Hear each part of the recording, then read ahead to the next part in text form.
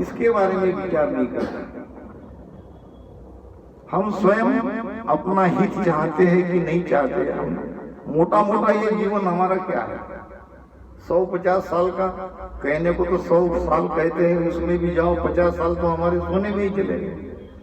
अब 100 साल भी इतने जीवित रहते ही नहीं। 70-80 साल का हमारा पूरा लेखा जोखा है, उसमें 40 साल गए सोने के, अब बचे कितना, 30-40 साल। अब ये 30-40 साल के जीवन के सुख के लिए हम भक्ति करते हैं।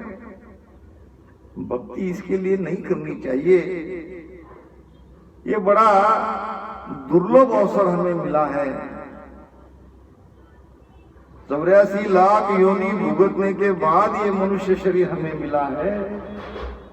भटकत भटकत नीट मिलो है, मानव तन तारा, सुरते तीस सकल सोई बंचे, मिले न दूजी बारा। भटकत भटकत यानी ये योनि से वो योनि में, वो योनि से वो योनि में। 4 खानी है और 4 खानी में 84 लाख प्रकार के शरीर है। अब 84 लाख योनि भुगतने के बाद एक बार मनुष्य शरीर मिलता है। अब इसमें भी हमने अगर सोचा नहीं, जागे नहीं, तो पछताना पड़ेगा। महाराज फरमाते हैं, फूटरिया मन रे, तू तो हर बद पार उतर रे, थारो अवसर कारज सर रे, फूटरिया मन रे। फूटरिया समझते हो ना, किसको कहते हैं आपको फूटरिया? लाड़का प्यारा, उसको फूटरिया कहते हैं मारवाड़ी में। अब बात ऐसी होगी कि अब ये 300 साल पहले की बोली भाषा थी, वो भी अब व्यवहार में से निकल गई, इसलिए आपकी भाषा रहकर भी आप लोग जानते नहीं। फुटरिया बोलते हैं। हाँ, छोटे छोटे बच्चों को आओ, अपने बच्चे से, अपने नाती से ज्यादा प्यार करना उसको कहते हैं। सही बात। फुटरिया। अब देखो भाई, मन को क्यों उपदेश करते हैं? जो बाहर में काल है वो भीतर में मन ही तो काल है। तेरा बैरी कोई नहीं, तेरा बैरी मन। संसार में हमारा बैरी कोई नहीं है, हमारा अपना मन ही बैरी है। मन ही तो काल है। बहु बंधन से बांधिया एक बिचारा जीव। ये जीव बहु बंधन से बंधा हुआ है। जीव बिचारा क्या करे, जे न छुड़ावे पीऊ। अब परमात्मा नहीं छुड़ाएंगे तो जीव बिचारा क्या करेगा? वो तो बंधन में रहेगा। अब इसको बांधा किसने है? जीव को बांधा है मन ने। काल काल सब कोई कहे, काल न जीने कोय। जेती मन की कल्पना, सो सब काल कहाय। संतों ने निर्णय कर दिया, हम काल काल कहते रहेंगे। काल कौन है? काल किसे कहा है संतों ने? ये मन की कल्पना ही तो काल है। ये कल्पना हमें जीने नहीं देती, सोने नहीं देती, चैन से बैठने नहीं देती। चाहिए चाहिए चाहिए चाहिए, ये चाहिए वो चाहिए। ये रात दिन हमारे पीछे ये जो कल्पना का सारा तांता लगा है, ये मन के कारण है। मन ही तो काल है। मन के हारे हार है, मन के जीते जीत। मन के हारे, मन ही हमारा हार गया तो हम हार गए। और मन अगर मन को जीता तो हम सबको जीत लिए, सारी दुनिया को जीत लिए। कहते हैं कि मन रिपु जीता सब रिपु जीता, मन रिपु जीता सब रिपु जीता। अब जीता का दो अर्थ है, एक है जीता यानी जीतना, और एक जीता यानी जीवित होना। मन रिपु जीता, मन रिपु को जिसने जीत लिया उसने सबको जीत लिया, सबको जीत लिया। काम, क्रोध, लोभ, मोह, अहंकार, जो भी हमारे शत्रु है, ये सबको जीत लिया जिसने मन रिपु को जीता। अब दूसरे अर्थ में जिसका मन जीवित है उसके सारे जीवित है। मन जीवित है तो काम जीवित है, मन जीवित है तो क्रोध जीवित है, मन जीवित है तो लोभ जीवित है, मन है तो मोह। ये मोह के कारण तो हमको दुख होता है जब परिवार में ऐसी घटना घटित होती है। तो मन ही हमारा काल है, जीव के संग मन काल रहाई। ये मन रूपी काल जीव के संग में है, और अज्ञानी नर जानत नहीं। मनुष्य अज्ञानी है और मनुष्य जानता नहीं है। ये मन की वासना के कारण, मन की इच्छा के कारण ही तो हम बार बार जन्म ले रहे हैं, बार बार मर रहे हैं। बार बार जो हमारा जन्मना मरना हो रहा है ये मन के कारण ही हो रहा है।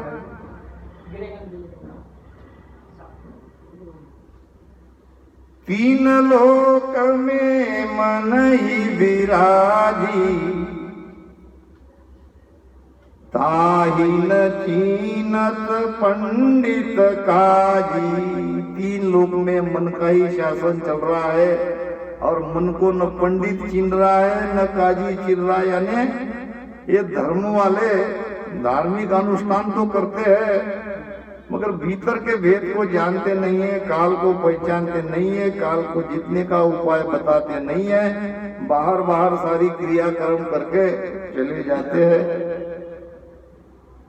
मन जीव को भरमावे सोई, मन का कहा न कीजिए कोई। तो कहे कबीर गुरु पाइए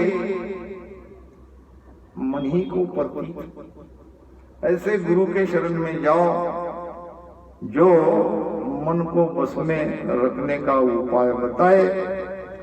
अब आश्चर्य की बात यह है कि मन को बस में करने के लिए मन का ही आधार लेना पड़ेगा, क्योंकि एक तो हमारा शरीर है और शरीर के भीतर आत्मा है।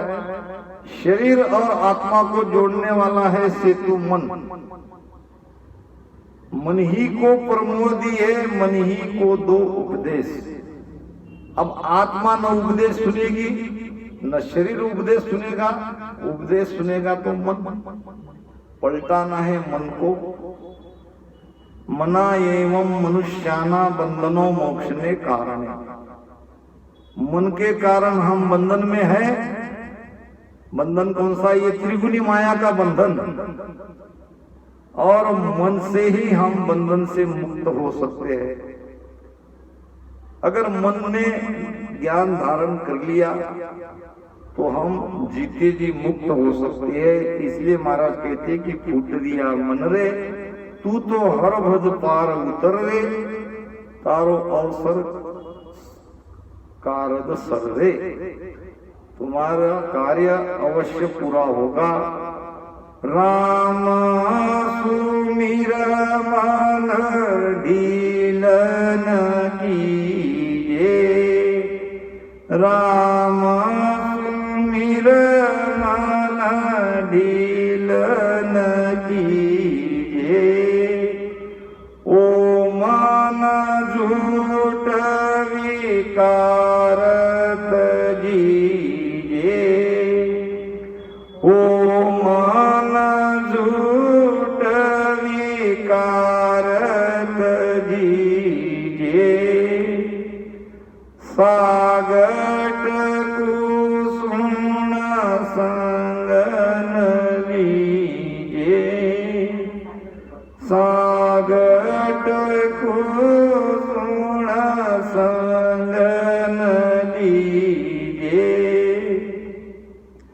हरे मन साध संगत चित धर रे फुटरिया मन रे। राम सुमिर मन ढील न कीजिए। राम नाम का सुमिरन करने में अब ढील मत करो। अब तक नादान थे, ना समझते, अनजान थे, कोई बात नहीं थी। मगर जब ज्ञान हो गया, समझ आ गई, तो अब निर्णय करने में देर मत करो। महाराज कहते हैं कि वाल्मीकि सी बुद्ध चित्त परीक्षित सु कहिए। हमारी बुद्धि कैसी चाहिए? तो वाल्मीकि जैसी। चित्त कैसा चाहिए? तो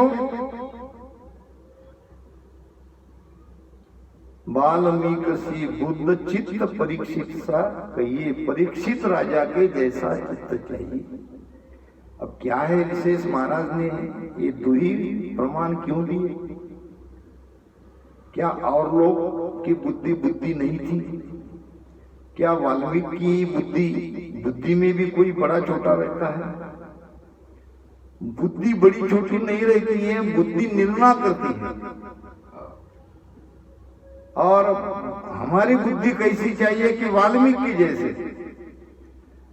जब वाल्मीकि को नारद जी मिले और उनके पाप के लिए उनको कहा कि ये जो तुम पाप कर रहे हो, ये पाप तो आगे तुमको ही भुगतना पड़ेगा, तो वाल्मीकि नहीं माने। अब वो तो बहुत ही पापी थे, लोगों को लूटते थे, उनकी हत्या करते थे। जब घर पे आए, अपनी पत्नी से, अपने परिवार से, बेटो बेटी से सबको पूछा कि मैं ये सब तुम्हारे लिए कर रहा हूं, अब इन हत्याओं के पाप के तुम भागीदार हो कि नहीं? तो सबने कहा हम नहीं है, तुम्हारा तुम जानो। तुम्हारे हत्या के भागीदार हम क्यों बने? तुम घर के प्रमुख हो, घर की जिम्मेदारी तुम्हारी है। अब तुम कहीं से भी लाओ, पैसा कमाओ, हमको खिलाओ, हमको क्या है? हम तो केवल खाने वाले हैं। कहां से तुम क्या करके ला रहे हो, ये तुम्हारा तुम जानो। आते आते बुद्धि ने निर्णय कर दिया कि बात तो सत्य कह रहे थे।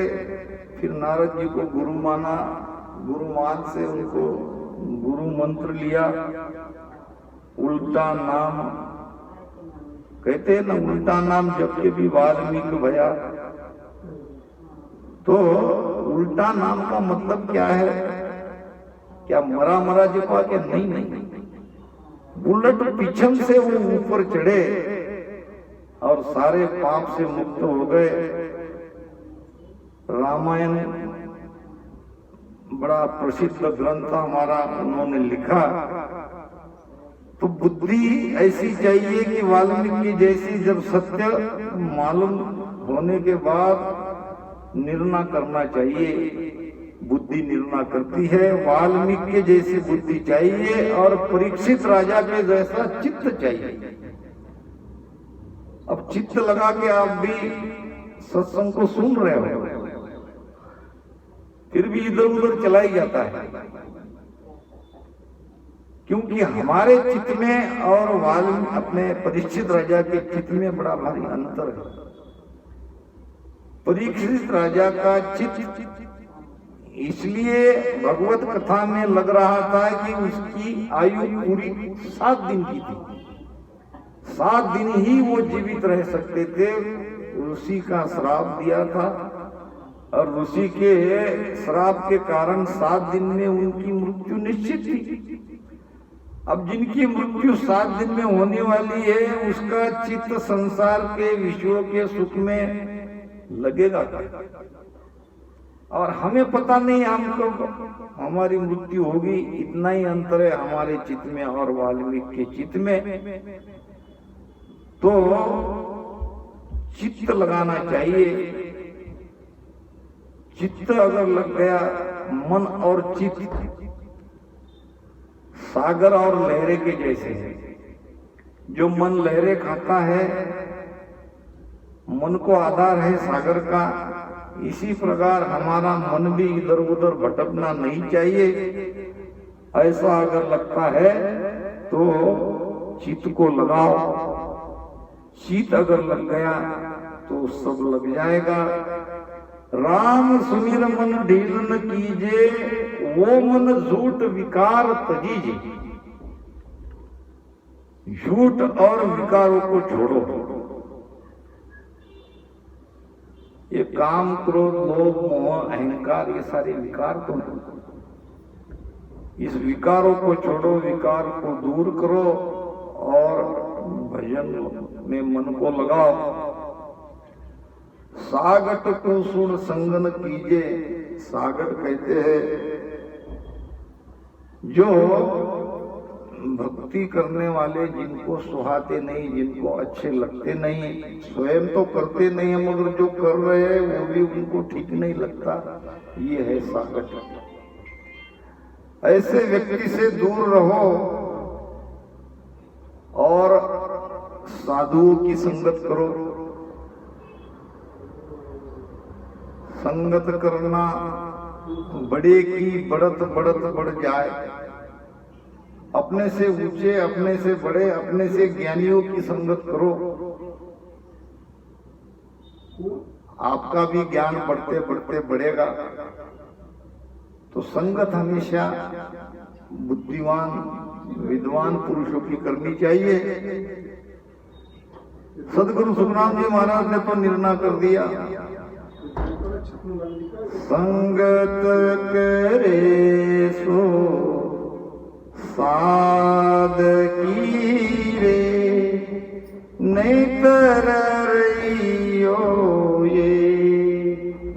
संगत करे सो साधकी रे, नितर रहियो ये।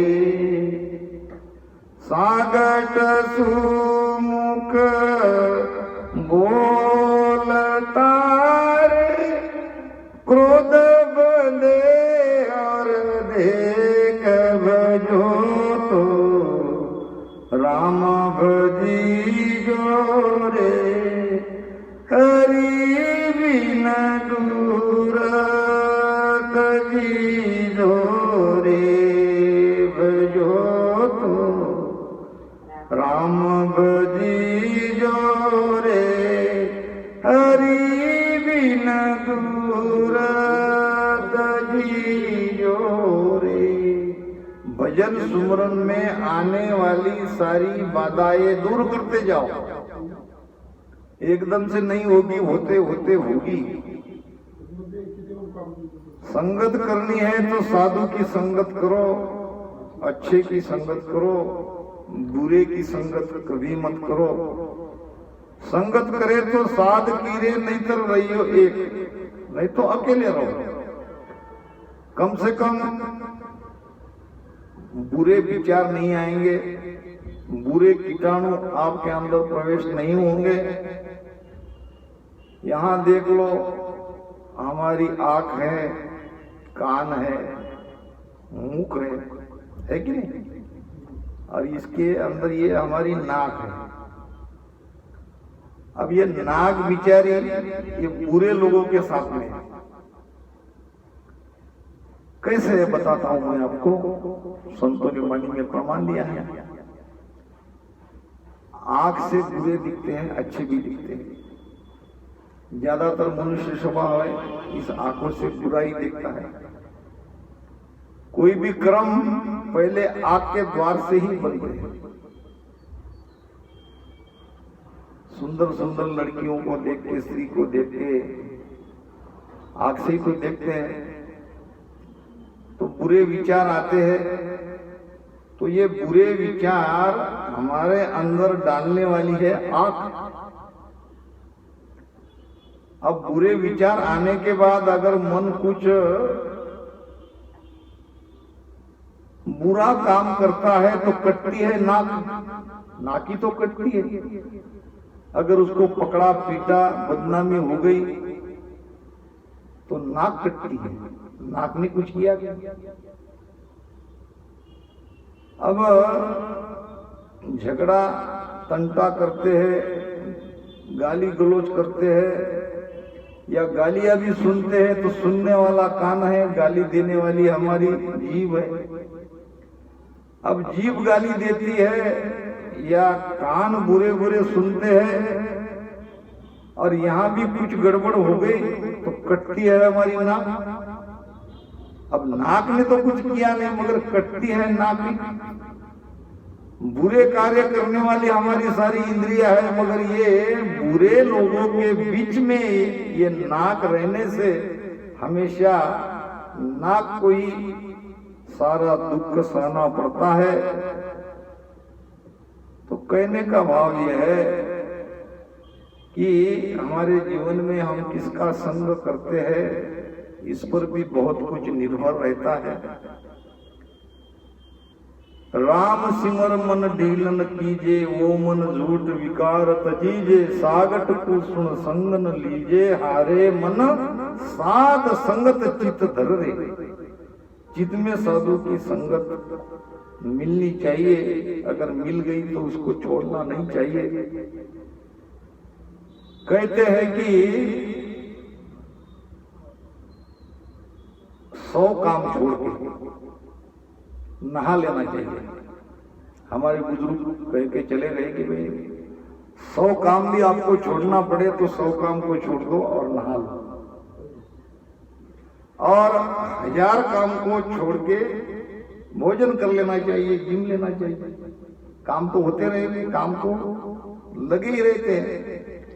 भूख लगने के बाद आत्मा को दुखाना नहीं चाहिए, 1000 काम छोड़ के भोजन कर लेना चाहिए और लाखों काम छोड़ के सुमिरन कर लेना चाहिए, सत्संग कर लेनी चाहिए। भजन सुमिरन में लाखों काम भी आपको छोड़ना पड़े तो छोड़ो, फायदों में रहोगे। एक पल की संगत जीवन बदल कर रख देगी।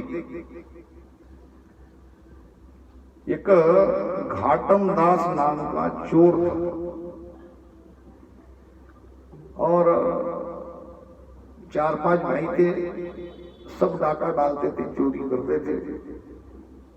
बड़ी अच्छी कथा याद आ गई, आपको सुना रहा हूं। पिताजी बूढ़े हो गए। अब पिताजी को लगा कि अब ज्यादा दिन तो मैं जीवित रहने वाला नहीं हूं, चलो बेटों से जरा मिल ले और कुछ अनुभव की बातें अपने बेटों से कहे। तो सभी 3-4 बेटों को एक दिन बुलाया, कहा कि देखो बेटे, अब तो मैं जाऊंगा, अब मेरा समय नजदीक आ रहा है। मेरी एक सीख याद है, मैं कह रहा हूं आपको कि हम चोर हैं, चोरी करना ये हमारा धंधा है। तो मैं सबको कह रहा हूं कि भूल से भी सत्संग नहीं करना, जीवन में कभी भी संतों की संगत नहीं करना। जहां कहीं भी ऐसा कोई संयोग बना कि सत्संग के पास में वहां से जाने का ऐसा कोई संयोग हुआ तो दोनों कान में उंगली डाल लेना चाहिए। संतों के एक वचन भी कान पे पड़ने नहीं चाहिए। अब ऐसा करके वो बूढ़ा मर गया। बच्चों ने अपने पिता की सीख याद कर ली। अभी एक दिन उसमें से जो घाटम दास नाम का उसका लड़का था, उसके साथ में यह संयोग हुआ कि जिस रास्ते से वो जा रहा था उस रास्ते से बाजू में सत्संग चल रही थी। कोई महात्मा प्रवचन कर रहे थे। अब प्रवचन पिता की बात याद आ गई, दोनों कान में उसने उंगलियां डाल ली। पिता ने कहा था कि संतों के वचन कान पे नहीं पड़ने चाहिए, अगर भूल चुक से ऐसा संयोग हुआ तो दोनों कान में उंगलियां डाल दी चाहिए और वहां से निकल जाना चाहिए। जब तक सुनाई ना पड़े तब तक उंगली को नहीं निकालना चाहिए, जब दूर चले गए तो निकाल ली। अब संयोग ऐसा हुआ घाटम दास के साथ में कि संगत को देख के उसने दोनों कान में उंगलियां डाली। अब उसी समय उसके पैर में कांटा चुभ गया। अब कांटा चुभने के बाद तो वैसे तो चल नहीं सकता कोई। कांटा निकालने के लिए उसने कान में की उंगली निकाली। अब इधर उंगली निकाल के कांटा तो निकल गया, मगर संतों के वचन कान पे पड़ गए। उस समय उसने संत का एक वचन सुना था कि भगवान को छाया नहीं रही थी। क्या सुना? भगवान को छाया नहीं रही थी। अब सुनने की तो इच्छा नहीं थी, मगर अब ये संयोग ऐसा हुआ, उसी समय कांटा चुभ गया। कांटा निकालने के लिए दोनों कान की उंगली से हाथ निकाला, उंगली निकाली और कांटा निकल गया। तो ये वचन सुनने में आ गया। घाटम दास को लगा चलो ठीक है, अब सुन भी लिया गलती से तो उसको याद नहीं रखेंगे। मगर अपने साथ होता क्या है, जिस चीज को हम भूलना चाहते हैं वो बार बार याद आती है। जिसको भूलने की कोशिश करती है मन, उसी को बार बार हमें याद दिलाता है। अब ये घटना हो गई। एक दिन राजा के महल में जाके राजा की तिजोरी तोड़ डाली, डाका डाला, राजा का खजाना लूट लिया तीनों चारों भाइयों ने। अब पता नहीं चला, वो तो डाकू थे, चोर लुटेरे थे और रहते भी थे उनकी बस्ती अलग, चोर बस्ती। राजा को बड़ा परेशान हुआ कि भाई सशस्त्र इतने सारे पहरे करी होते हुए भी चोर ने डाका डाला, अब इसको कैसे पकड़े। तो एक बाई आई, महिला, वो कहने लगी महाराज मुझे अगर आप इतना इतना इनाम दोगे तो मैं चोर को पकड़वा सकती हूँ। राजा ने कहा पकड़ाओ, जो चाहे मैं आपको दूंगा। मेरा तो बहुत सारा खजाना चोरों ने लूट लिया है, मुझे तो चोर को भी सजा देनी है और खजाना भी मेरा वापस लाना है, तो मुझे और थोड़ा गहना चाहिए और अच्छे अच्छे वस्त्र चाहिए। राजा ने कहा ले लो। अच्छे वस्त्र और गहनों को लेके वो चोर बस्ती में गई देवी बन गई और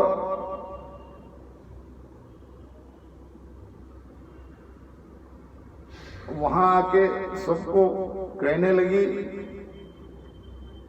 कि मैं देवी माता हूं और तुम सब पर क्रोधित हो, नाराज हूं तुम पर, क्योंकि हमेशा आप जो डाके डालते हो, चोरी करते हो, तो मैं आपकी रक्षा करती हूं।